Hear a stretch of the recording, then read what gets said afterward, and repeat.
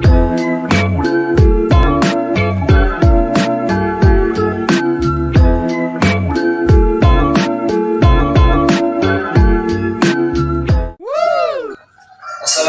warahmatullahi wabarakatuh.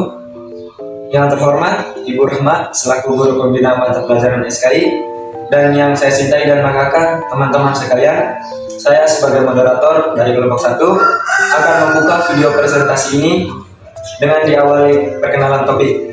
Topik yang akan kami bahas adalah faktor-faktor pendorong lahirnya pembaruan dalam Islam. Sebelum masuk ke pembahasan, selanjutnya izinkan saya memperkenalkan anggota kelompok kami. Yang beranggotakan saya sendiri, Rahmatari Talfil, Ai Fatania, Riri Ningsi Nuraini, Wulan Kamila, dan Sarmila. Tanpa berlama-lama, kepada kelompok 1, waktu dan tempat saya persilakan. Gerakan pembaharuan Islam adalah suatu upaya untuk menyesuaikan kontekstualisasi ajaran Islam dengan perkembangan baru yang ditimbulkan oleh kemajuan ilmu pengetahuan dan teknologi modern. Dalam bahasa Arab, gerakan pembaharuan disebut dengan tajdid. Secara harfiah tajdid berarti pembaharuan, dan pelakunya disebut dengan mujadid. Adapun hal-hal yang mendorong lahirnya gerakan pembaharuan dalam Islam adalah 1. Adanya sifat jumud atau serangan yang telah membuat umat Islam berhenti berpikir dan berusaha. Selama umat Islam masih bersifat jumud dan tidak mau berpikir, maka mereka tidak akan mengalami kemajuan.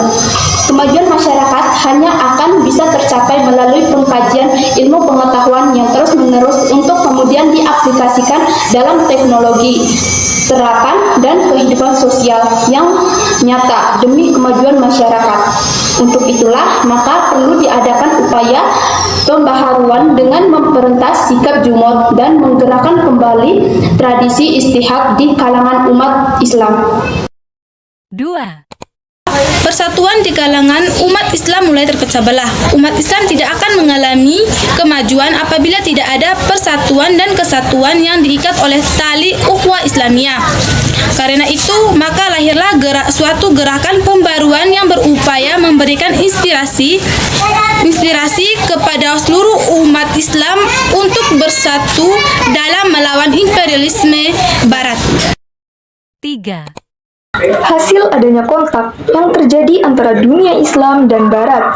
Dengan adanya kontak ini, mereka sadar bahwa mereka mengalami kemunduran dibandingkan Barat, terutama pasca terjadinya peperangan antara kerajaan Utsmani dan kerajaan Eropa, di mana pada masa-masa sebelumnya kerajaan Utsmani selalu menang dalam peperangan, namun saat itu mengalami kekalahan. Hal ini membuat tokoh-tokoh kerajaan Utsmani berupaya menyelidiki rahasia kekuatan militer Eropa. Ternyata, rahasianya adalah sistem militer modern yang dimiliki Eropa. Sehingga, pembaharuan dalam Islam pun salah satunya dipusatkan pada bidang militer. 4. Meski demikian, pembaharuan dalam Islam berbeda dengan Renaissance dalam dunia Barat. Jika Renaissance muncul dengan cara menyingkirkan peran agama dalam masyarakat, maka pembaharuan Islam sebaliknya, yakni untuk memperkuat prinsip dan ajaran Islam itu sendiri demi kemaslahatan dunia secara lebih luas. Pada saat dunia Islam mengalami kemunduran, bangsa Barat justru mengalami kemajuan dan berhasil melakukan ekspansi wilayah perdagangan baru. Sampai sudah kita di penghujung video. Terima kasih telah menyimak video presentasi dari kami. Semoga video yang telah kita simak bersama tadi dapat dimengerti dan bermanfaat. Sekian, wassalamualaikum warahmatullahi wabarakatuh.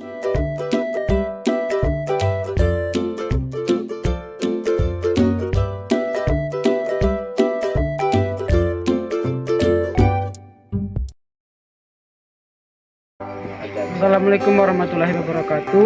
Saya atas nama Irsyad Makbul ingin mewakili kelompok kami yang akan mempresentasikan materi tentang Muhammad Abduh. Ada 3 faktor yang mempengaruhi pemikiran pembaruan Muhammad Abduh.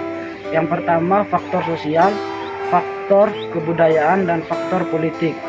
3 agenda pembaruan Muhammad Abduh yang akan disampaikan oleh teman-teman saya yang bernama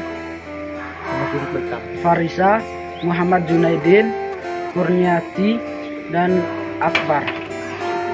Nama Farisa ingin membacakan pemateri nomor 1.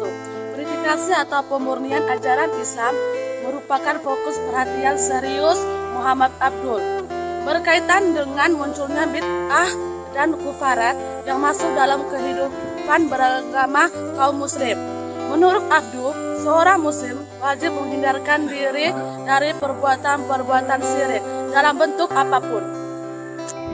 Saya Muhammad Junaidin ingin membacakan pemateri nomor 2, Reformasi Pendidikan. Reformasi pendidikan agama Islam difokuskan Muhammad Abduh pada Universitas Al-Azhar tempat ia menimba ilmu. Muhammad Abduh menyatakan bahwa kewajiban belajar tidak hanya mempelajari buku-buku klasik berbahasa Arab yang berisi doktrin-doktrin ajaran Islam. Akan tetapi kewajiban belajar juga terletak pada mempelajari ilmu pengetahuan modern serta sejarah agama Eropa agar diketahui sebab kemajuan yang telah mereka capai. Saya Kurniati ingin membacakan materi 3, Pembelaan atas Islam. Karya Irsyad al-Tauhid yang ditulis oleh Abduh dimaksudkan untuk mempertahankan jati diri Islam.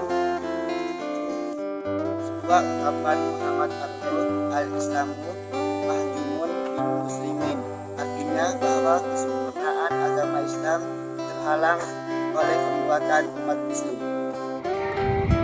Itu saja materi yang dapat kami sampaikan. Jika ada tutur kata yang salah, mohon dimaafkan. Assalamualaikum warahmatullahi wabarakatuh. Assalamualaikum warahmatullahi wabarakatuh. Perkenalkan, nama saya Rizky Claudiasari. Saya sebagai moderator. Kami dari kelompok 4 ingin mempresentasikan hasil kerja kelompok kami. Untuk tidak memperpanjangkan waktu, saya serahkan kepada pemateri. Perkenalkan, nama saya Sandriwati. Di sini saya akan menjelaskan biografi Muhammad Iqbal. Muhammad Iqbal adalah seorang penyair, politis, dan filsuf besar abad ke-20 yang lahir di Sialkot, Punjab, India, sekarang Pakistan, pada 9 November 1877. Ia juga dikenal sebagai Alama Iqbal, yang berarti sarjana besar dalam bahasa Urdu. Ia dianggap sebagai salah satu tokoh terbesar tertinggi dalam sejarah dan Persia, dengan karya-karya sastra yang ditulis baik dalam bahasa Urdu maupun Persia. Ia juga dihormati sebagai penyair nasional Pakistan dan pemikir filosofis Muslim pada masa modern.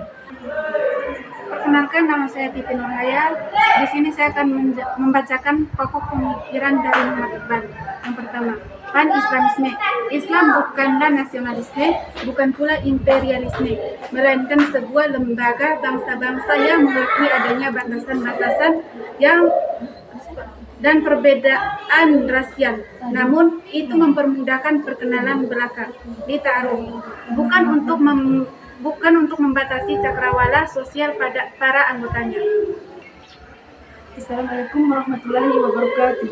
Perkenalkan, nama saya Kurniawati. I find personal kesulitan. Respon Iqbal terhadap kemerdekaan, kejumudan intelektual. Islam menurutnya kebebasan manusia sebagai dasar pertanggungjawaban hendak sebagai atau hukum sebab akibat dari kehendakan pribadi manusia bebas melakukan keadaan. Hendaknya untuk pertanggungjawaban dari perilaku. Perkenalkan, nama saya Faiza. Di sini saya akan menyampaikan pokok pemikiran Muhammad Iqbal yang ketiga. Paham dinamisme. Muhammad Iqbal berpendapat bahwa Islam adalah agama yang dinamis, progresif, dan universal. Islam tidak hanya memberikan ajaran-ajaran moral dan spiritual, tetapi juga memberikan prinsip-prinsip hukum dan politik yang dapat diterapkan dalam berbagai situasi dan zaman. Islam juga tidak membatasi ruang lingkup akal manusia, tetapi justru mendorong manusia untuk menggunakan akalnya secara kreatif dan kritis untuk menemukan solusi-solusi baru bagi masalah-masalah yang dihadapi umat manusia. Ini saja presentasi singkat dari kelompok kami. Kurang dan lebihnya saya mohon maaf. Wassalamualaikum warahmatullahi wabarakatuh.